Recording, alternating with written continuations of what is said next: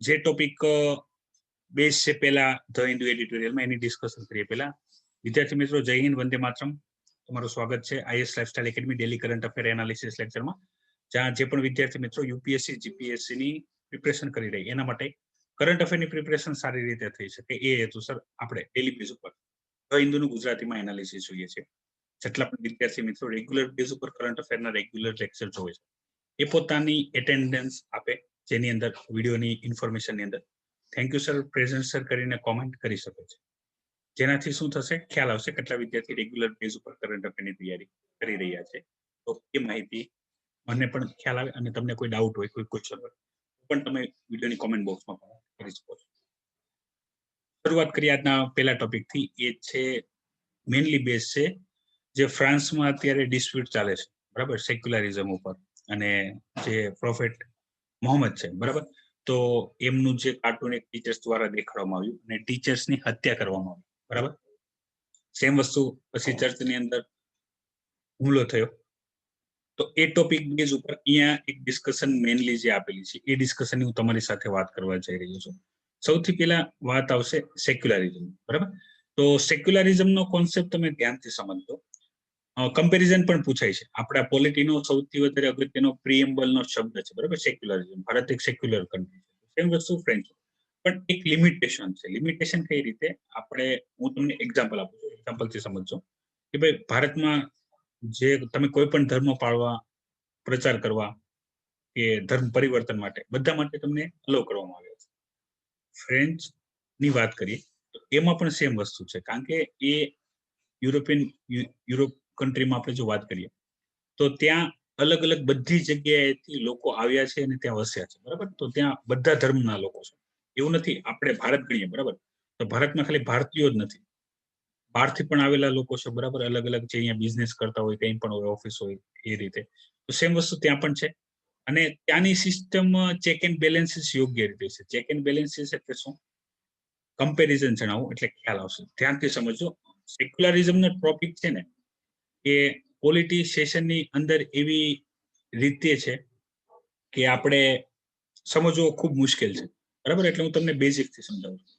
તમને મેં જ્યારે આપણે પેટા ચૂંટણી થતી હતી ગુજરાતની, એની એક્ઝામ્પલની વાત કરી હતી, ત્યારે મેં તમને એક ચર્ચા કરી હતી કે જેવી ચૂંટણીનો માહોલ આવે, ચૂંટણીનો માહોલ સ્ટાર્ટ થાય એવું જે બોર્ડર સિક્યુરિટી, પછી આપણે ધર્મ, જાતિ, આ બધા મુદ્દા એક પકડી લેતા હોય, બરાબર. તો એનું રીઝન એવું નથી કે આ સમસ્યા નથી, સમસ્યા તો છે જ, પણ ત્યારે એ સમસ્યાની જરૂર નથી. સેમ વસ્તુ ભારતમાં તમે જોતા હશો કે આપણે પોલિટિકલ પાર્ટીને ધર્મ સાથે જોડતા હોઈએ છીએ, જાતિ સાથે જોડતા હોઈએ છીએ, આપણે જો કોઈ કેન્ડિડેટ ઉભો હોય તો. પણ ત્યાં એ રીતે નથી. ત્યાં એકદમ બેલેન્સ છે કે ભાઈ ધર્મ અલગ, બરાબર. ક્રિશ્ચિયન માટે પણ હું એવું નથી કહેતો કે ત્યાં જે અત્યારે ઇસ્લામિક જે રિલિજન્સ વાળા લોકો છે એને પ્રોબ્લેમ છે, એ રીતે હું વાત નથી કરતો. હું ઇન જનરલ કહું છું. ત્યાં ગવર્મેન્ટ અલગ કામ કરે છે, બરાબર, અને ધર્મ અલગ કામ કરે છે, બરાબર. જ્યારે આપણે બધું ભેગું હોય, ભેગામાં આપણે એક ચર્ચા કરી હતી કે ભાઈ જે રામ મંદિરની સ્થાપના હતી એમાં નરેન્દ્ર મોદી પ્રધાનમંત્રી તરીકે હાજર રહ્યા હતા, બરાબર. તો ત્યારે પણ એક ડિબેટ થઈ હતી કે ભાઈ આ રીતે કોઈ દેશનો જે ધર્મનિરપેક્ષ દેશ હોય એનો પ્રધાનમંત્રી સામેલ થઈ શકે કે ના થઈ શકે, બરાબર. આ સારું છે કે નથી, તો એ રીતની એક ડિબેટ સ્ટાર્ટ થઈ હતી, બરાબર. તો આ જે ડિબેટ છે એ સેમ વસ્તુ અહીંયા જોઈ શકો છો. તો અહીંયા જે આખો મુદ્દો આપણે ચર્ચા કરેલો છે, ચર્ચાની અંદર મેં તમને જે જણાવ્યું કે ફ્રેન્ચમાં તમે કોઈ પણ ધર્મ પાળી શકો છો, બરાબર. ધર્મ પાળવા ઉપર કોઈ બંધી નથી. પ્લસ તમે બીજાના ધર્મને ટીકા ટિપ્પણી પણ કરી શકો છો, ત્યાં એટલી આઝાદી છે. એને freedom of expression, freedom of speech ગણવામાં આવે છે ફ્રેન્ચની અંદર, બરાબર. એટલે એવું નથી કે તમે ખાલી જે ઇસ્લામિક રિલિજન ફોલો કરે છે એને તમે ઉડાડી શકો છો. તમે ક્રિશ્ચિયન રિલિજન ઉપર પણ તમે કોમેન્ટ બાજી કરી શકો છો, તમને એનો કોઈ વિરોધ કરશે નહીં. ત્યાં આ વસ્તુ નોર્મલ છે, બરાબર. ત્યાં જે લો છે એ આ રીતના છે કે તમે ટીકા ટિપ્પણી કરી શકો છો, બરાબર. પણ હવે આપણે એની બહાર વાત કરીએ. એની બહાર એટલે વિદેશમાં કે જ્યાં બીજા સેમ ધર્મના રૂઢિચુસ્ત લોકો છે કે જે આ ટીકા ટિપ્પણી છે એ એક્સેપ્ટ કરતા નથી, બરાબર. એનું કમ્પેરિઝન તમે એટલું સમજી શકો છો કે ભાઈ આપણા જે ટ્રેડિશનલ પોશાકો છે, આપણા ગુજરાતી ટ્રેડિશનલ પોશાકો છે એની અંદર આપણે જો વેસ્ટર્ન કોઈ કપડા પહેરતા હોય, બરાબર, જેમ કે આપણે છોકરીઓની કન્ડિશનમાં જોતા હોય અથવા કોઈ અલગ હોય કે જે રૂઢિચુસ્ત હોય કે જે નવી બદલાતી સિસ્ટમ તેને એક્સેપ્ટ નથી કરતા, તો એને શું લાગે કે ભાઈ આ જો આ માન મર્યાદા અને શોભાને નેવે મૂકીને કામ કરે છે. સેમ વસ્તુ જ્યારે એક ધર્મના કોઈ રૂઢિચુસ્ત વ્યક્તિ હોય કે જે ધર્મમાં કોઈ પણ પ્રકારના આ રીતના જે બનાવો બનતા હોય, બરાબર, કોમેન્ટબાજી, કાર્ટૂન એક્સેપ્ટ ના કરતા હોય તો એના માટે સ્વીકારવું મુશ્કેલ છે, બરાબર. તો એ વસ્તુ, તો અહીંયા કમ્પેરિઝન પૂછાઈ શકે છે ઇન્ડિયન સેક્યુલરિઝમ અને ફ્રેન્ચ સેક્યુલરિઝમ, ડિફરન્સ શું છે, બરાબર. તો પહેલા પ્રથમ તો તમને સેક્યુલરિઝમ હોય એની ડેફિનેશન પ્રોપર રીતે ખ્યાલ હોવી જોઈએ, જે ઓલરેડી આપણે જે આમુખ છે, પ્રિએમ્બલ છે, એની અંદર સેક્યુલરિઝમ ટોપિકની અંદર આપણે ડિસ્કશન કરશું ડિટેલમાં, બરાબર.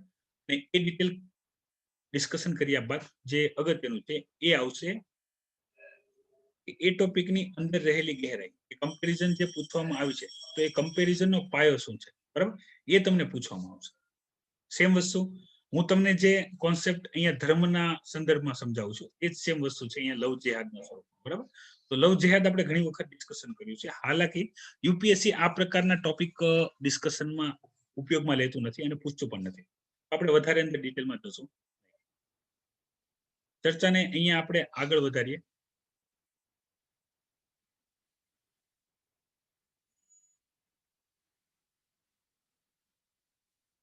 તો એનો પછીનો જે ટોપિક છે, બરાબર, એની આપણે ડિસ્કશન કરી લઈએ.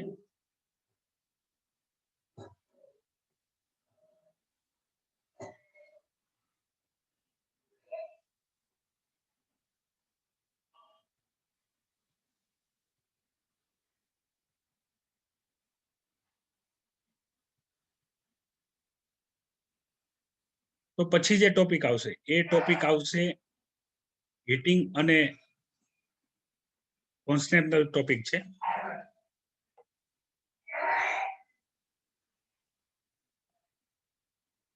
કે જે ફોસાઇલ્સ ઉપર છે, બરાબર, જે જનરલી ફોસાઇલ્સ છે એના ઉપર છે. કે અહીંયા તમે ફોસાઇલ્સની હું તમને જે વાત કરવા જઈ રહ્યો છું, બરાબર, તો હીટિંગ ફોસિલ્સ ફ્યુલ કંપની માટે છે, એન્વાયરમેન્ટ બેઝ ટોપિક છે, બરાબર. ડિસ્કશનની અંદર ઇન્ફોર્મેટિવ ઇન્ફોર્મેશન વધારે આપેલી છે કે જેની આપણે ઓલરેડી ઘણી બધી ડિટેલમાં ડિસ્કશન કરી ચૂક્યા છીએ, બરાબર. જે ક્રક્સ હોવા જોઈએ એ આટલા બધા નથી, બરાબર, પણ તો તમે વાંચો ખ્યાલ આવી જશે. મેઇનલી બેઝ છે જે અલગ અલગ અત્યારે હાલમાં ફોસિલ્સ ફ્યુલ છે કે જેના ઉપયોગ કરવાથી કઈ રીતનું પોલ્યુશન થાય છે, કઈ રીતે કંટ્રોલ કરવું જોઈએ, કઈ રીતે એક્શન લેવા જોઈએ, સિસ્ટમ બેઝ એની ઇન્ફોર્મેશન આપેલી છે. આટલું બધું મહત્વનું નથી, બરાબર.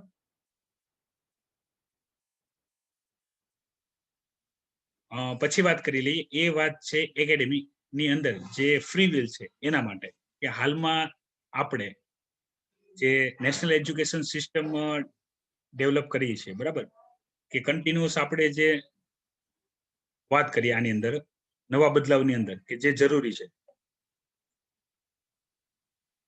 તો અહીંયા ઘણા બધા પોઈન્ટ આપેલા છે.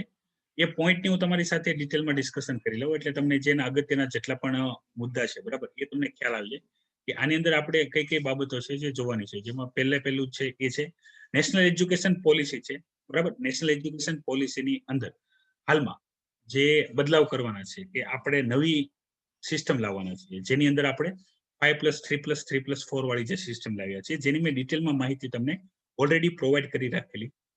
તો અહીંયા હું તમને અંદર વાત કરું તો આપણે એજ્યુકેશનની પ્રોબ્લેમ શું છે, જે જૂની એજ્યુકેશન સિસ્ટમ એટલે અત્યારની હાલની કરંટ હજી છે એ એજ્યુકેશન સિસ્ટમની અંદર પ્રોબ્લેમ શું છે એની પણ માહિતી મેં તમને ડિટેલમાં આપેલી છે.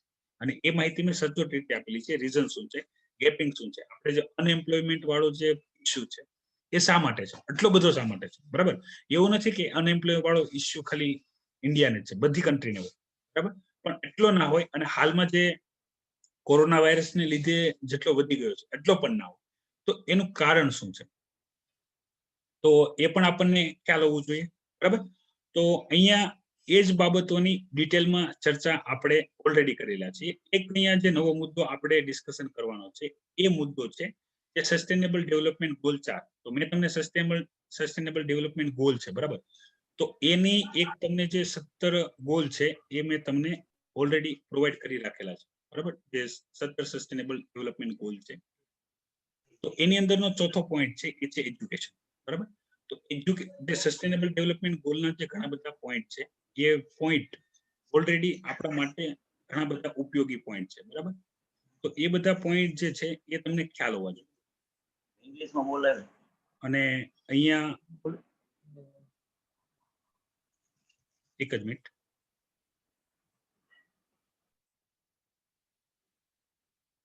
બધા પાર્ટિસિપન્ટ પોતાનો અવાજ જે છે ને એ મ્યુટ કરી દેજો, બરાબર. તમને મારો અવાજ જ ખાલી સંભળાવવો જોઈએ.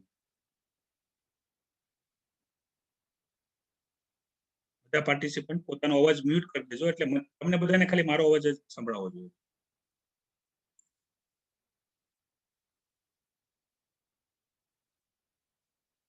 બધાને અવાજ ક્લિયર આવે છે ને? એક વખત આન્સર આપી દો એટલે પછી ફરીથી કન્ટિન્યુ કરીએ. જય હિન્દ, વંદે માતરમ, બરાબર. અને ક્લાસ સ્ટાર્ટ થઈ જાય વચ્ચે જોઈન કરીને કન્ટિન્યુ જ્યાં સેશન ચાલતો હોય ત્યાં જોઈન રહેજો, બરાબર, એટલે કોઈ ઇશ્યુ ના થાય. તો આપણે અહીંયા જે નેશનલ એજ્યુકેશન પોલિસી વાળો જે ટોપિક છે એની અંદર આપણે ડિસ્કશન આપણે કન્ટિન્યુ કરતા હતા, બરાબર. તો અહીંયા સૌથી વધારે અગત્યની જે બાબત છે એ તમે સમજો. સસ્ટેનેબલ ડેવલપમેન્ટ ગોલ જે 17 સસ્ટેનેબલ ડેવલપમેન્ટ ગોલ છે એ તમારે ગોખી લેવાના છે. વિદ્યાર્થી મિત્રોએ મને પૂછેલું હતું, સર આપણે ગોખવાના છે. ગોખવાના મેં એમ કીધું યાદ રાખવાના છે. યાદ રાખવા માટે તમારે 5 વખત લખવું પડે, 10 વખત લખવું પડે, તો લખી લેવાના, યાદ રાખવાના છે. પહેલો કયો છે, બીજો કયો છે, ત્રીજો કયો, બધા અગત્યના છે. અને આપણે ડેલી કરંટ અફેર એનાલિસિસ લેક્ચરની અંદર ડિસ્કશન કરીએ છીએ. તો અહીંયા પણ એ જ મેન્શન છે, એ છે જે સસ્ટેનેબલ ડેવલપમેન્ટ ગોલ 4 છે, બરાબર, એ અગત્યનો છે. હવે મેં તમને એજ્યુકેશન સિસ્ટમની વાત કરી હતી. એજ્યુકેશન સિસ્ટમની અંદર જે અગત્યનું છે એ શું છે? સૌથી વધારે મહત્વની બાબત છે કે એજ્યુકેશન સિસ્ટમની અંદર જે મહત્વની બાબતો છે એ છે કે અત્યારની ડિમાન્ડ શું છે કરંટ. હવે આપણે તમને તમારામાંથી ઘણા બધા એન્જિનિયર હશે, બરાબર, ઘણા કોમર્સ બેકગ્રાઉન્ડના હશે, ઘણા આર્ટ્સ બેકગ્રાઉન્ડના હશે. તો અહીંયા શું થાય, જ્યારે પણ કોઈ વિદ્યાર્થી ડિગ્રી કરીને બહાર નીકળે તો એનું પહેલું સપનું એને જોબ મળે, પ્રાઇવેટ કે ગવર્મેન્ટ કોઈ પણ.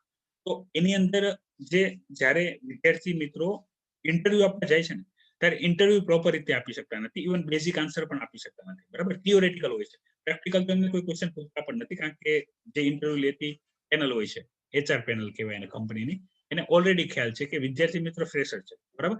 બની શકે કે એને કોઈ એક્સપિરિયન્સ હશે નહીં, પણ એની અપેક્ષા એ રીતની તો હોય જ છે કે વિદ્યાર્થીને ભલે બેઝિક્સ ઇન્ફોર્મેશન જ હોય, બરાબર, વધારે પ્રેક્ટિકલ ઇન્ફોર્મેશન ના હોય, પણ એ અપડેટેડ હોય કે જેની કંપનીને રિક્વાયરમેન્ટ છે, કે જે આ અમે એમ્પ્લોયીને આપશું તો અમને બેનિફિટ મળશે, બરાબર. તો આ પ્રોબ્લેમ કંઈક ને કંઈક ફેસ કરતા હોય છે. બીજો જે પ્રોબ્લેમ હતો એજ્યુકેશન સિસ્ટમમાં આપણે ડિટેલમાં ડિસ્કશન કર્યો હતો, એ હતો કે ભાઈ જેટલી રિક્વાયરમેન્ટ છે, જેટલી રોજગારી છે, એનાથી હું તમને કહું તો આપણે 3 કન્ટ્રીને ઇન્ક્લુડ કરીએ. ઇવન આપણે યુએસ રશિયાની જો વાત કરીએ, એ જે 3 વર્ષમાં જેટલા ડિગ્રી ધારકોને પાસ કરે છે એટલા આખા ભારતમાં થઈને 1 વર્ષમાં પાસ કરે છે, બરાબર. એટલી રોજગાર જનરેટ થતા નથી. ઉલટી કંપનીઓ હોય છે એ પણ શું કરતું હોય છે કે કોઈ પણ જે ડિમાન્ડ ઉપર હોય, મતલબમાં કે માની લો કોઈ એક એમ્પ્લોયીને રાખીને 2 એમ્પ્લોયીનું કામ થતું હોય તો એની પર ફોકસ હોય. તો એમને કંપની દ્વારા જે ફીડબેક આપવામાં આવ્યો તો એ આપવામાં આવ્યો કે વિદ્યાર્થી મિત્રો જે કોર્સ સિલેબસ પ્રિપેર કરી રહ્યા છે, બરાબર, તો એ નો ઉપયોગિતા એટલી બધી નથી કે જે ભણીને આવે છે, ડિગ્રી કરીને આવે છે, MBA કરેલા હોય અથવા ME કરેલા હોય અને કોઈ પણ ફિલ્ડમાં માસ્ટર કરેલું હોય, તો પણ એની જે અમારી એકેડેમિક જે રિક્વાયરમેન્ટ છે, બરાબર, એ રીતની રિક્વાયરમેન્ટ શૂટ થતી નથી. તો એ કન્ડિશનની અંદર શું કરવામાં આવે છે, એ કન્ડિશનની અંદર વિદ્યાર્થીઓનું શું થાય છે કે ભણેલાને નોકરી મળતી નથી, બરાબર. આ ઇસ્યુ સૌથી વધારે સામે આવે છે. એના લીધે જે વિદ્યાર્થીઓનું જે પાર્ટિસિપેશન હોવું જોઈએ, બરાબર, જેને કહેવાય છે ગ્રોસ એનરોલમેન્ટ રેશિયો. હવે હું તમને સમજાવું એ શું છે કે ભાઈ માની લો કે ભાઈ આપણે પ્રાઇમરી ગણીએ, બરાબર, પ્રાઇમરી સ્કૂલિંગ ગણી લઈએ, આખે સ્કૂલિંગ પૂરું 10 ધોરણ સુધી સ્કૂલિંગ પૂરું કરે, પછી 12માં લગભગ ઘણા બધા વિદ્યાર્થી સાઈડમાં જતા રહે, કારણ કે તેના મા બાપને ખ્યાલ છે કે છોકરો ડિગ્રી કરીને કોઈ યોગ્ય જોબ લેશે નહીં, બરાબર. તો ભણાવવામાં ખર્ચો લાગે છે, સરળ હોતું નથી બધી વખતે, બરાબર. ગવર્મેન્ટ સ્કૂલ વાળી વાત અહીંયા નથી, ઇન જનરલ વાત છે. તો 10મામાંથી થોડા ઘણા વિદ્યાર્થી નીકળી જશે, બાકીના 12 પાસ કરશે, પછી કોલેજમાં નહીં જાય, કોલેજમાં જશે માસ્ટરમાં નહીં છે, માસ્ટરમાં જશે પીએચડીમાં નહીં. તો આ રીતના જે છે એ છે ગ્રોસ એનરોલમેન્ટ રેશિયો, બરાબર. એ ભારતનો ખરાબ છે. ખરાબ છે એટલે અહીંયા ડેટા પણ આપેલા છે. એ ડેટા ચોંકાવનારા ડેટા છે, બરાબર. તો એની અંદર એનો જે વિદ્યાર્થીનો ગ્રોસ એનરોલમેન્ટ રેશિયો વધે એના માટેના પ્રાવધાન કરેલા છે, જે મેં તમને આપણે નેશનલ એજ્યુકેશન પોલિસી 5+3+3+4 વાળો જે લેક્ચર આપેલો છે, બરાબર. એ યુપીએસસી અને જીપીએસસી પ્લેલિસ્ટ ની અંદર અવેલેબલ છે. તમે જોઈ લેજો, સર્ચ મારશો તો પણ આવી જશે, તમને ખ્યાલ આવી જશે. આપણી પ્લેલિસ્ટ ની અંદર અવેલેબલ છે. તો ઇન્ફોર્મેશન જોજો. એ ઇન્ફોર્મેશન ની અંદર એવી રીતે જ રાખવામાં આવેલું છે કે જેથી વિદ્યાર્થીઓને જે સ્કૂલિંગ એકેડેમિક જે કહેવાય, બરાબર, જે લર્નિંગ સ્ટેજ કહેવાય, એમાં એ કન્ટિન્યુઅસ આવી શકે, બરાબર, ભણી શકે. વચ્ચે જરૂર હોય તો ડ્રોપ લઈ શકે, ડ્રોપ લઈને ફરીથી આવી શકે, ફરીથી કોઈ કોર્સ ભણી શકે. હવે માની લો કોઈ વિદ્યાર્થીને જે કોર્સ 1 વર્ષથી કરે છે ગમ્યો નથી, તો એક્ઝિટ કરી શકે, બીજો કોર્સમાં જવું હોય તો જઈ શકે. તો આ રીતની ફ્રીડમ આપવામાં આવશે, એટલે વિદ્યાર્થી પોતે ડિસિઝન લે. હાલ પૂરતું ઘણી વખત એવું થાય છે, જે વિદ્યાર્થી મિત્રો ડિગ્રી કરેલા છે અને બેરોજગાર છે, એના મોસ્ટ ઓફ કેસમાં મેં જોયું છે કે એનું ફોકસ હોતું નથી, બરાબર. અને એમાં એમનું કારણ પણ નથી. મેં એમને પૂછેલું હોય છે કે તમે ગ્રેજ્યુએશન શું કરેલું હોય, તો માની લો સાયન્સ કે કોમર્સ કોઈ પણ બેકગ્રાઉન્ડથી ગ્રેજ્યુએશન કરેલું હોય, તો મેં એને કીધેલું કે સાયન્સ ગ્રેજ્યુએશન કર્યું છે, આ સ્ટ્રીમ લીધી છે, આ સ્ટ્રીમ શા માટે લીધી, બરાબર. એવું ક્વેશ્ચન હું એને પૂછતો હોઉં તો એમનો એક જ કોમન આન્સર હોય કે ભાઈ મારા XYZ જે ફેમિલી મેમ્બર છે અથવા જે રિલેટિવ છે એને મને આ લેવા માટે કીધું. તો મેં ત્યારે એક જ વસ્તુ પૂછતો હોઉં છું કે ભાઈ તો તમારો ઇન્ટરેસ્ટ શું હતો? તમારા ફેમિલી મેમ્બર તો ચાલો એની જેટલી પણ વિચારિક બુદ્ધિ હશે એના પ્રમાણે તમને એડવાઇસ કરી લેશે. તમે શા માટે લઈ લીધું? કે બસ એને કીધું મને ગમ્યું એટલે મેં લઈ લીધું. તો આ વસ્તુ શું થાય કે ભાઈ તમે ડિગ્રી તો કરેલી છે, બરાબર, પણ ડિગ્રીમાં તમારી ક્રિએટિવિટી નથી, તમારું એનરોલમેન્ટ જે હોવું જોઈએ એ નથી. એને લીધે પ્રોબ્લેમ ક્રિએટ. તો એ બધી પ્રોબ્લેમ એવું નથી કે હું બહુ સમજદાર છું અને હું તમને જણાવું છું. આ પ્રોબ્લેમ બધાને ખબર છે, બરાબર. એ આપણે એજ્યુકેશન પોલિસી બનાવે છે એ લોકોને પણ ખબર છે, કારણ કે એ લોકો પણ આ સિસ્ટમમાંથી જ ભણીને ઉપર ગયા છે અને ત્યાં સુધી પહોંચ્યા છે. એ લોકોને પણ ખ્યાલ આવે કે ભાઈ જેટલી પ્રોબ્લેમ છે, બરાબર, એ પ્રોબ્લેમ કઈ નાની પ્રોબ્લેમ નથી, પ્રોબ્લેમ મોટી છે. કોઈ પણ સિસ્ટમમાંથી જ્યારે બહાર નીકળવા વાળો વ્યક્તિ વધી જાય એટલે સિસ્ટમની અંદર કંઈ એરર હોય એ ખ્યાલ આવે. તો એ જ એરરને શું કરવામાં આવ્યું છે, એ જ એરરને ફોકસ કરવામાં આવેલું છે અને ફોકસ કરીને યોગ્ય રીતે કામ કરવામાં આવેલું છે. અને એક વસ્તુ હોય છે જેની અંદર આ બધી વસ્તુ જે છે એ જોવામાં આવે છે, એ છે એકેડેમી ફ્રીડમ ઇન્ડેક્સ, બરાબર. તો આ ઇન્ડેક્સની અંદર એકેડેમીની અંદર તમે કેટલું સારું પરફોર્મન્સ કરી રહ્યા છો એ જોવામાં આવે છે. સમજી શકો છો? આપણે જેમ ગ્લોબલ હંગર ઇન્ડેક્સ હોય છે તેમ વસ્તુ કે ભાઈ એકેડેમિક ફ્રીડમ ઇન્ડેક્સની અંદર કઈ રીતે કામ કરવામાં આવે છે, તો એની ઇન્ફોર્મેશન આપેલી છે. એમાં પણ ભારતનું પુઅર પ્રદર્શન છે, બરાબર. કમ્પેરેટિવ ડેટા આપેલા છે કે ઇન્ડિયા કરતા જે સારા એજ્યુકેશન સિસ્ટમની અંદર મલેશિયા, પાકિસ્તાન, બરાબર, બ્રાઝિલ, આ બધી કન્ટ્રીઓ આવે છે. સૌથી ટોચ ઉપર છે પોર્ટુગલ, સૌથી ટોચ ઉપર છે પોર્ટુગલ, જર્મની અને લાતવિયા, બરાબર. તો આ બધું જે છે એ એવું છે કે ભાઈ એકેડેમીની અંદર તમે જે ભણાવી રહ્યા છો, મતલબ અમે કે એઝ અ ટીચર અથવા તમે સ્ટુડન્ટ, તો એની વિદ્યાર્થીઓને સમજ કેટલી આવે છે, વિદ્યાર્થીઓને લર્નિંગ કેટલું થાય એ અગત્યનું છે અને હોવું પણ જોઈએ, જે આપણને ખ્યાલ આવે અને જે બેઝિક ઇન્ફોર્મેશનની અંદર વિદ્યાર્થીઓને ખબર હોવી જોઈએ, બરાબર. તો આને લઈને ઓલરેડી એજ્યુકેશન સિસ્ટમના પ્રોબ્લેમ શું છે, ઇન્ડિયન એજ્યુકેશન સિસ્ટમના પ્રોબ્લેમ શું છે, બીજી કન્ટ્રીઓની અંદર પણ એજ્યુકેશન સિસ્ટમ કેવી છે એની પણ માહિતી મેં આપી રાખેલી છે કે જેથી આપણને કમ્પેરિઝન ખબર પડે. કારણ કે કમ્પેરિઝન કરવા માટે આપણને ખબર તો હોય પડે ને, જેમાં એકેડેમિક ફ્રીડમ ઇન્ડેક્સ છે, બરાબર, એ આપણે ડેટા જોઈએ ત્યારે ખ્યાલ આવે કઈ રીતનું છે. અને આનું કારણ ઘણા બધા કારણો હોઈ શકે. ગવર્મેન્ટ સાઇડથી જોઈએ તો આના જસ્ટિફિકેશન ઘણા બધા છે, બરાબર. પણ આપણે જસ્ટિફિકેશન ઉપર પણ જવાનું નથી. એ ઇન્ફોર્મેશન જે અહીંયા આપેલી જ છે ઓલરેડી, એ જ આપણે જોવાની છે અને જ સમજવાની છે. અને બની શકે તમને એકેડેમીની અંદર કઈ પ્રોબ્લેમ છે તમને પણ પૂછે, તમારા આન્સર પણ ક્લિયર હોવા જોઈએ, બરાબર. મેન્સ એક્ઝામમાં નહીં પૂછે પણ ઇન્ટરવ્યુમાં તમને પૂછી શકે છે. તમે જો કોઈ ગવર્મેન્ટ સ્કૂલમાં અથવા કોઈ એવા એરિયામાં થી આવતા હો, જેમ કે ગુજરાતી વિદ્યાર્થીઓને તો વધારે ચિંતા હોતી નથી, પણ આપણે વાત કરીએ છત્તીસગઢ છે, પછી ઝારખંડ છે, એવા અમુક રાજ્યો છે કે જ્યાં માઓવાદીઓ અને બીજા બધા અમુકને લીધે વિદ્યાર્થીઓ સ્કૂલે ના જતા હોય અથવા કલ્ચર હોય સપોર્ટિવ ના હોય, તો ત્યાં વિદ્યાર્થી મિત્રોને સ્કૂલે જવા ના દેવામાં આવે, ભલે એમને ભણવું પણ હોય. આ રીતની જે કન્ડિશન છે, બરાબર. તો એ કન્ડિશનની અંદરથી તમે આવતા હો તો ત્યાંની જે ઇન્ટરવ્યુ પેનલ હોય, યુપીએસસી ની અંદર જે ઇન્ટરવ્યુ લેતા હોય એને ખ્યાલ હોય, કારણ કે ડિસ્પ્યુટેડ એરિયા હોય, બરાબર. તો એ તમને ક્વેશ્ચન પૂછી શકે કે ભાઈ ત્યાં એજ્યુકેશનનું હાલત કેવી છે, પછી ત્યાં ગવર્નન્સની હાલત કેવી છે, પોલીસ પ્રશાસન છે કે નહીં, આ રીતના ક્વેશ્ચન પૂછી શકે, તો એ અગત્યનું થઈ જાય છે. તો અહીંયાથી આગળના ટોપિક ઉપર જઈએ. મેનલી જે પછીના કન્ટિન્યુઅસ જે ટોપિક છે, બરાબર, એ ટોપિકની હું તમારી સાથે ડિસ્કશન કરું છું. અહીંયા જે આ બધા, અહીંયા જો એક વસ્તુ જે યાદ રાખવાની છે, વિદ્યાર્થી મિત્રએ મને ઘણી વાર પૂછેલું હોય છે, એની પણ ચર્ચા કરી લઈએ. હવે જો નોટ્સ બનાવી તો કઈ રીતે બનાવી? હવે જો કરંટ અફેરના ઘણા બધા ટોપિક હશે, બરાબર, તો કરંટ અફેરની અંદર આ વસ્તુ તમે કોઈ પણ બુકની અંદર જોવા જશો ને તો આ અપડેટેડ નહીં હોય, કારણ કે આ 2020 ના ડેટા છે, બરાબર, 2020 ના ડેટા. આ ડેટા કોઈ પણ જગ્યાએ હશે નહીં. તો તમારે શું કરવાનું? આ એજ્યુકેશનનો ટોપિક છે. એજ્યુકેશનનો ટોપિક એ આવશે જીએસ પેપર 3 ની અંદર. જીએસ પેપર 3 ની અંદર. અને એવું નથી કે ત્યાં એની માટે જો પોલિસી બનાવવાને લઈને કોઈ આવે તો એ આવે જીએસ પેપર 2 ની અંદર, બરાબર. તમારે મેઇનલી શું કરવાનું? જીએસ પેપર 3 ની અંદર એજ્યુકેશન જે છે એની અંદર એક સબ ટોપિક પાડવાનો, બરાબર, એજ્યુકેશન જે ટોપિક છે, તો એની અંદર આ લખી લેવાનું, ઇન્ડેક્સ, એકેડેમિક ફ્રીડમ ઇન્ડેક્સ. એની અંદર ભારતનું કેટલા પોઈન્ટ છે, બરાબર, જે આ ઇવેલ્યુશન છે એના માટે કયા કયા પોઈન્ટ ધ્યાનમાં લેવામાં આવે છે, અને કેટલી કેટલી જે કન્ટ્રી છે, બરાબર, એ કન્ટ્રી આગળ છે અને પાછળ છે એ જોઈ લેવાનું. કારણ કે પ્રિલિમ્સ ની અંદર એમસીક્યુ આવશે, એમસીક્યુ ની અંદર સ્ટેટમેન્ટ મૂકી દેશે 1 2 3. એમાં હશે કે ભાઈ ભારતનું પરફોર્મન્સ ખૂબ સારું છે, હકીકતે ખૂબ સારું નથી. પછી આપે કે ભાઈ ભારત પાકિસ્તાન કરતા આગળ છે, એ પણ ખોટું છે, કારણ કે પાકિસ્તાન આની અંદર આગળ છે, બરાબર. અને અહીંયા પહેલું જે સ્ટેટ છે, પહેલું જ હોય એ પોર્ટુગલ હોય, તો અહીંયા લખી દે કે ભાઈ સૌથી ટોચ ઉપર એમાં સારું પરફોર્મન્સ કરવામાં પોર્ટુગલ છે. તો આ રીતના 3 સ્ટેટમેન્ટ આપી તમને એક કરેક્ટ સ્ટેટમેન્ટ ફાઇન્ડ કરો, જે ત્રીજું સ્ટેટમેન્ટ છે એ ખરું થશે. તો હવે આ ઇન્ફોર્મેશન અહીંયા જે આટલા એક ફકરાની અંદર આપેલી છે એમાંથી પણ એમસીક્યુ આવી શકે છે, બરાબર.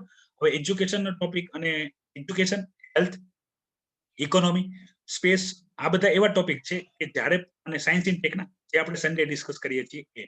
તો આ બધા એવા ટોપિક છે કે એમાંથી જ્યારે પણ કરંટ અફેરની અંદર કોઈ પણ ટોપિક આવ્યો, બરાબર, તો એ ટોપિકમાંથી ક્વેશ્ચન આવવાના ચાન્સ વધી જાય છે પ્રિલિમ્સમાં. પ્રિલિમ્સના જે ક્વેશ્ચન તમે જોજો તો જે યુપીએસસી કરંટ અફેર ઉપર ક્વેશ્ચન પૂછે છે એ આ રીતે જ પૂછે છે. એવી કોઈ ડેટા કે જે ડેટા બુકની થિયરીમાં કોઈ જગ્યાએ અવેલેબલ જ ના હોય એ ડેટા પૂછો, બરાબર. કારણ કે જે એક્ટિવ વિદ્યાર્થી હશે એને વાંચેલા હશે, એને રિવિઝન કરેલું છે. કારણ કે તમે માનીને ચાલો, જો તમારો ટાર્ગેટ યુપીએસસી 2021 હોય, 21 હોય, તો 1 વર્ષ પછી તમારી એક્ઝામ લેવાશે. 1 વર્ષ સુધી તમને આ ઇન્ફોર્મેશન યાદ રાખવા માટે ખૂબ જરૂરી છે. આ તમે નોટ્સ બનાવો એજ્યુકેશનની, એની અંદર આને એડ કરો અને એની અંદર એડ કરીને તમે એનું રિવિઝન કરો, બરાબર. તો તમને યાદ રહેશે ને, તમને યાદ કઈ રીતે રહેશે? તો સેમ વસ્તુ તમારે ખાસ અગત્યનું નોટ્સ બનાવી તો આ રીતની કે ભાઈ જે ઇન્ફોર્મેશન સીધી સીધી અવેલેબલ નથી એ ઇન્ફોર્મેશન આપણને ખબર હોવી જોઈએ, બરાબર. આગળ વધીએ. તો કાર્ટૂનની અંદર વાત કરીએ તો માયાવતીજી છે, બરાબર, કે જે બીજેપીને સપોર્ટ કરે કે ના કરે એ દુવિધામાં છે, પણ એની ચિંતા આપણે અત્યારે કરવાની નથી. પછી એક વાત કરી લઈએ ફરીથી, જે મેં તમને ગયા અઠવાડિયામાં ડિસ્કશન કરી હતી એ હતી માલાબાર એક્સરસાઇઝ વાળો ટોપિક. તો માલાબાર એક્સરસાઇઝનો ટોપિકની અંદર મેં તમારી સાથે ડિસ્કશન કરી હતી. હવે ક્વાડનું ફોર્મેશન થઈ ગયું છે, બરાબર. એક આપણે ડિટેલમાં જે વિદ્યાર્થીઓએ જૂના daily current affair analysis lecture જોયા હશે એને મેં ચર્ચા કરી હતી. ભાઈ ભારત છે એ જે નેવી એક્સરસાઇઝ કરે, બરાબર, એની અંદર ઓસ્ટ્રેલિયાને ઇન્વોલ્વ કરે કે ના કરે એ પણ ચિંતાનો વિષય હતો, પણ હવે ચિંતા જતી રહી છે. ક્વાડનું ફોર્મેશન થયું છે. વિશાખાપટ્ટનમ જે બે ઓફ બંગાળનો એરિયા છે ત્યાં પહેલું જે નેવલ એક્સરસાઇઝ છે તેની અંદર આપણે જોયું પેલા યુએસએ અને ભારત બે જ તે માલાબાર એક્સરસાઇઝ કરતા હતા. 2015માં જાપાન એડ થયું અને 2020 ની અંદર હવે ઓસ્ટ્રેલિયા પણ ઇન્ક્લુડ થઈ ગયું, બરાબર. તો આ ટોપિક ડિસ્કશન કરેલો છે ડિટેલમાં. મેં બહુ વખત તમારી સાથે ડિટેલમાં ડિસ્કશન આના કરેલા છે, તો એ નવું ટોપિક નથી. મેન વસ્તુ હતી કે ભાઈ જે ઇન્ડો પેસિફિક રીજન છે, મેં તમને એમાં ફિગર પણ બતાવેલી છે કે ઇન્ડો પેસિફિક રીજનની અંદર ઇન્ડિયા છે, બરાબર. એનું સ્ટ્રેટેજિકલ લોકેશન પણ ખૂબ મહત્વનું છે. તો એને ધ્યાનમાં લઈને યુએસએ ઈચ્છે છે કે ભાઈ ચાઇનાને કોઈ કાઉન્ટર કરી શકે. તો એ જો કોઈ કન્ટ્રી હોય ઇન્ડો પેસિફિક રીજનની અંદર, તો એ કન્ટ્રી છે ઇન્ડિયા. ને ઇન્ડિયા સારી રીતે કાર્ય કરી શકે તો એના માટે જરૂરી છે એક્સરસાઇઝ. તો આપણે માલાબાર એક્સરસાઇઝ કરતા હોઈએ છીએ. બીજું અહીંયા આ ડિસ્કશન કરેલો છે, બરાબર. આમાં લગભગ કોઈ વિદ્યાર્થીને ડાઉટ નહીં હોય. ડાઉટ હોય તો તમે જણાવી શકશો, કોઈ ઇશ્યુ નથી. આ તમને વિડીયો લેક્ચર રેકોર્ડેડ સ્વરૂપમાં પણ અવેલેબલ કરવામાં આવશે, તો તમે ફરીથી જોઈ શકશો કોઈ ડાઉટ હશે તો, અને કોમેન્ટ પણ કરી શકો છો, બરાબર. એ પણ મને મળી જશે. અને આપણે કોઈ અગત્યની બીજી કોઈ બાબત હશે તો એ પણ ચર્ચા આપણે ડિટેલમાં કરશું. બીજું એક છે જે આજની ફ્રન્ટ ન્યૂઝ ઉપર આવેલી છે, ચર્ચા નહીં કરીએ, બરાબર, ખાલી ન્યૂઝ જ છે, કારણ કે જે આની સિવાય પણ ઘણી બધી અગત્યની ન્યૂઝ હોય પૂછાય. વિયેના કરીને જે એરિયો છે, બરાબર, વિયેના મેપમાં આપણે જીઓગ્રાફિકલ જે લોકેશન કરંટ અફેરની અંદર ચર્ચામાં હોય એ તમારે મેપની અંદર જોઈ લેવાનું રહેશે, બરાબર. અત્યારે હું ડિસ્કશન કરવાનો નથી એટલે મેં તમને મેપ બેઝ આપ્યો નથી. બની શકશે કે આની ઉપર ડિટેલ ઇન્ફોર્મેશન એડિટોરિયલ જો આવશે તો આપણે ડિટેલમાં ડિસ્કશન કરશું, ત્યારે આનું જે જીઓગ્રાફિકલ લોકેશન છે એ હું તમને શેર કરીશ. એને રિલેટેડ જેટલી જરૂરી ઇન્ફોર્મેશન છે એ પણ હું તમારી સાથે શેર કરીશ, તો પણ તમને અગત્યની માહિતી મળી જશે. અને બીજી આજે વાત કરીએ ઇન્ટરનેશનલ જે ન્યૂઝ છે એની અંદર, તો ફરીથી અમેરિકાની અંદર બિડન જીતે એવા ચાન્સીસ વધારે લાગે છે, બરાબર. જે પણ જીતે આપણને ટૂંક સમયમાં જ ખબર પડી જશે કે ભાઈ આપણા આગલા જે આપણા એટલે અમેરિકાના, બરાબર, પણ અમેરિકાના પ્રેસિડેન્ટ કોણ બનશે એની ચિંતા લગભગ વિશ્વભરમાં થતી હોય છે. ટ્રમ્પ બનશે કે બિડન બનશે, બરાબર, પણ હાલની જે કન્ડિશન છે એ પ્રમાણે બિડન સાહેબ આગળ છે, એના જીતવાના ચાન્સીસ એ વધારે છે, બરાબર. શરત તો નથી નાખી પણ મને એવું લાગે છે લગભગ જીતી જશે બિડન સાહેબ, તો કોઈ વાંધો નથી, કારણ કે લગભગ ભારતીય મૂળના જે લોકો હોય છે એ ડેમોક્રેટિક પાર્ટી હોય છે, એને ઇલેક્શન આપતા હોય છે. એક અગત્યની માહિતી આપી દઉં છું જે લગભગ ઘણા બધા જાણકાર વિદ્યાર્થીઓને ખબર જ હશે, અને ના ખબર હોય તો પણ જણાવી દઉં કે અમેરિકાની અંદર જે બે પાર્ટી હોય છે તો એમાં એક પાર્ટી છે રિપબ્લિક, એનો સિમ્બોલ છે હાથી, બરાબર. તો શરૂઆતની વાત કરું છું, જ્યારે ડેમોક્રેટિક પાર્ટી જે હતી, બરાબર, એ નવી નવી હતી તો એને બધા ગધેડા કહેતા. ધ્યાનથી સમજો, બહુ ઇન્ટરેસ્ટિંગ સ્ટોરી છે. તો એ ડેમોક્રેટિક પાર્ટીના જે લોકો હોય છે, સમર્થકો હોય, એ પણ શા માટે ગધેડા કહેતા એનું પણ રીઝન હતું, પણ એની આપણે ચર્ચાની જરૂર નથી. તો એને બધા ગધેડા કહેતા, બરાબર. તો એ લોકોએ શું કર્યું ખબર, પોતાનું જે પાર્ટીનું જે ચિહ્ન હોવું જોઈએ ને એ ચિહ્ન ગધેડો જ રાખી દીધું. બહુ ઇન્ટરેસ્ટિંગ છે, ગધેડો જ રાખી દીધું. હવે કોઈ ગધેડા કહીને એટલે સમજી જાય કે આ ડેમોક્રેટિક પાર્ટીની વાત ચાલે છે, બરાબર. તો એને એનો સિમ્બલ બનાવી લીધો, મતલબમાં જે લોકો એની વીકનેસ ગણતા હતા એને એ લોકોએ સ્ટ્રેન્થ બનાવી લીધી. તો હાલમાં જે બે પાર્ટી છે, રિપબ્લિક એનો હાથી છે અને ડેમોક્રેટિક એનો ગધેડો છે. તો બિડન સાહેબ છે એ ડેમોક્રેટિક છે, ઓબામા છે એ ડેમોક્રેટિક પાર્ટીના છે, બરાબર. ડોનાલ્ડ ટ્રમ્પ છે રિપબ્લિક પાર્ટીના છે. તો અને રિપબ્લિક પાર્ટીના જે સૌથી વધારે અગત્યના વ્યક્તિ છે એ છે અબ્રાહમ લિંકન, બરાબર. અને અબ્રાહમ લિંકન જે આપણે લોકશાહીનું વ્યાખ્યા જે કરીએ છીએ લોકો માટે, લોકો દ્વારા અને લોકો વડે, જે સૂત્ર આપનાર વ્યક્તિ છે એ છે અબ્રાહમ લિંકન, એ છે રિપબ્લિક પાર્ટી, બરાબર. ખૂબ વેલ નોન પર્સનાલિટી છે. ઘણી વખત સમય મળે તો હું વાંચવા માટે કહું છું વિદ્યાર્થી મિત્રોને કે તમે વાંચો તો તમને ખ્યાલ આવે, પણ આપણે જે જરૂરી હોય છે એ પણ નથી વાંચતા હોતા, તો આપણે એનું શા માટે કરવું. અહીંયા એક ટોપિક છે એ છે વહેલના સ્ટેન્ડિંગને લીધે. હવે વહેલ સ્ટેન્ડિંગનો જે ટોપિક છે એ આપણે ઓલરેડી ડિસ્કસ કરેલો છે, તો ટૂંકમાં આપણે ડિસ્કશન કરશું. બાકી બનશે તો આને વધારે ડિટેલમાં ડિસ્કશન પણ કરશું. એ જે ટોપિક છે એ ટોપિક છે કે ભાઈ જે કિનારો હોય, બરાબર, કિનારો હોય તો ત્યાં વહેલ આવી જતી હોય છે, બરાબર. તો એને કહેવાય છે વહેલ સ્ટેન્ડિંગ. આવી જવાનું કારણ શું છે કે ભાઈ એ જે છે એ જોઈ શકતી નથી, વહેલ હોય છે એ જોઈ શકતી હોતી નથી, એ ઇકોસિસ્ટમ ફોલો કરતી હોય છે. તો કોઈ પણ કારણોસર, બરાબર, ઇકોસિસ્ટમ જે છે એનો ઇકો એટલે મતલબ અવાજ, કે અહીંયા માની લો કે આ રીતની વહેલો જતી હોય, બરાબર, ઝુંડમાં જતી હોય, એકની પાછળ એકને બધી લાડ બધી એમ, તો આગળની જે હોય એ એમને રસ્તા માટે એક ઇકો કરતો અવાજ કરતો હોય. તમે જોતા હશો વહેલની જે કોમ્યુનિકેશન પ્રણાલી છે એની અંદર, તો એ જ્યારે ડિસ્ટર્બન્સ થઈ જાય છે ત્યારે એ પોતાનું જે ડાયરેક્શન હોય, બરાબર, જ્યાંથી ત્યાં જતું હોય એ ભૂલી જાય છે, અને એ ડાયરેક્શન ભૂલવાને લીધે શું થાય છે કે એ જ્યાં પહોંચવાનું હોય છે ત્યાં નથી પહોંચતું, અને એ પહોંચી જાય છે કિનારાઓ, અને કિનારા ઉપર પાણી ના હોવાને લીધે એ ત્યાં પહોંચી જાય છે, અને આને કહેવાય છે વહેલ સ્ટેન્ડિંગ, બરાબર. આ આપણે ટોપિક ડિટેલમાં ડિસ્કશન કર્યો હતો જ્યારે વહેલનો પહેલી વખત ટોપિક આવ્યો હતો ત્યારે. આને રિલેટેડ ઇન્ફોર્મેશન છે એ તમારે પ્રિપેર કરી લેવાની, જે વિદ્યાર્થી જૂના કરંટ અફેરના લેક્ચર નથી જોયા, બાકી વાંચશો તો ખ્યાલ આવી જશે. મેઇન જે વસ્તુ છે એ છે કે વહેલનું જે સિસ્ટમ છે, કોમ્યુનિકેશન સિસ્ટમ, અવાજવાળી જે સિસ્ટમ, જે હું તમને ઇન્ફોર્મેશન મોકલું, તમને સંભળાય અને તમે મને સાંભળી શકો, તો આ રીતની જે સિસ્ટમ છે એ ડિસ્ટર્બ થઈ જાય તો તમને મારો અવાજ આવતો બંધ થઈ જાય, બરાબર. તો એવી જ રીતે વહેલને જ્યારે એનું પોતાનું કોમ્યુનિકેશન ડિસ્ટર્બ થઈ જાય, બરાબર, ત્યારે આ પ્રોબ્લેમ આવતો હોય. તો વિદ્યાર્થી મિત્રો, આ હતી આજની ડેલી કરંટ અફેર એનાલિસિસ લેક્ચરની ઇન્ફોર્મેશન. કોઈ ડાઉટ હોય તો આ વિડીયો જ્યારે તમને રેકોર્ડેડ સ્વરૂપમાં અવેલેબલ કરવામાં આવશે તમે એમાં પણ પૂછી શકશો, ફરીથી જોઈ શકશો. અને જે પણ વિદ્યાર્થી મિત્રો, બરાબર, લાઈવ લેક્ચરમાં જોડાયા, વોઇસનો જો કોઈ ઇસ્યુ હોય, બરાબર, તો પણ એ જણાવજો તો ખ્યાલ આવી જશે. મેસેજ કરશો તો પણ ખબર પડી જશે. વિદ્યાર્થી મિત્રો, આજના માટે એટલું જ તે, બરાબર. જોતા રહો આઈએસ લાઈફસ્ટાઈલ યુટ્યુબ ચેનલ. જય હિન્દ, વંદે માતરમ.